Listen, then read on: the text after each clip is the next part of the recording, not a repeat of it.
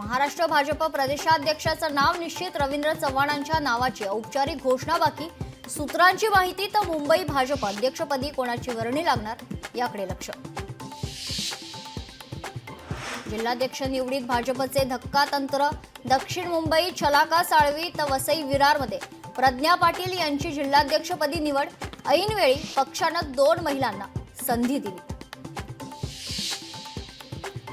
मुंबईमध्ये जिल्हाध्यक्ष निवडीवरून भाजपात अंतर्गत नाराजी, तरुणांना संधी देऊ असे सांगूनही 60 वर्षांवरील जिल्हाध्यक्ष का निवडला, कार्यकर्त्यांचा सवाल। बीडमध्ये जिल्हाध्यक्षपदी शंकर देशमुखांची निवड केल्याने सुरेश धस नाराज, जिल्हाध्यक्ष निवडीबाबत सुरेश धस पक्ष श्रेष्ठींकडे तक्रार करणार।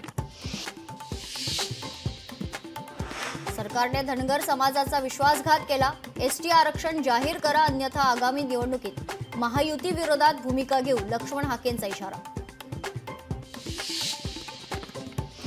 हिंदी आता मुंबईची बोलीभाषा झाली, परिवहन मंत्री प्रताप सरनाईकांचं वादग्रस्त विधान। तर सरनाईकांच्या तोंडी भाजपची भाषा, राऊतांनी डिवचला बावनकुळेंकडून मात्र सारवासारव करण्याचा प्रयत्न। कृषी खातं म्हणजे ओसाड गावची पाटीलकी, कृषी मंत्री माणिकराव कोकाटेंचं पुन्हा वादग्रस्त विधान। कोकाटेंच्या विधानानं नव्या वादाला तोंड फुटण्याची शक्यता। वैष्णवी हगवणे मृत्यू प्रकरणी हगवणे पिता पुत्रांच्या पोलीस कोठडीत वाढ, राजेंद्र हगवणे आणि सुशील हगवणेला 3 जूनपर्यंत पोलीस कोठडी। निलेश चव्हाणला 3 दिवसांची पोलीस कोठडी, वैष्णवी हगवणे आत्महत्या प्रकरण, वैष्णवीच्या बाळाची हेळसांड प्रकरणी तपासासाठी पोलिसांची मागणी।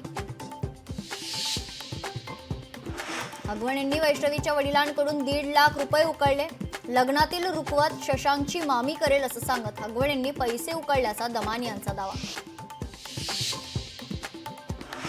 यूपीआय पीएफ एलपीजी सिलेंडरचे नियम उद्यापासून बदलणार, सरकार नवी आवृत्ती ईपीएफओ 3.0 लॉन्च करणार, पीएफ क्लेम सोपा होणार।